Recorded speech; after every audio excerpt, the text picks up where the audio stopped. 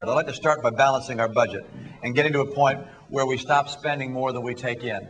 Our national debt, as you know, is huge in its total scale, and actually eliminating the national debt is not something I'm going to put down as an objective of the first 4 years. That's for sure.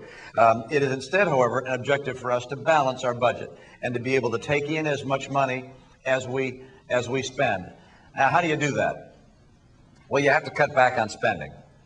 And I propose, and I don't know if the other candidates are willing to sign up for the same pledge, and that is I'm going to take non-military discretionary spending, and I'm going to say I'm going to cap that at inflation less 1%. So 1% lower than inflation. That saves us $300 billion over the next 10 years. And that's one commitment that I've made. That's what I'm going to do. And if Congress sends me appropriations bills which exceed that amount, I will veto them. I like vetoing.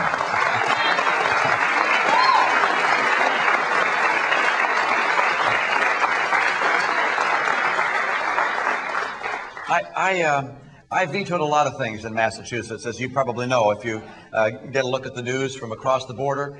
At the end of my term, I was concerned that the spending the legislature was doing in Massachusetts was going to dip into the rainy day fund.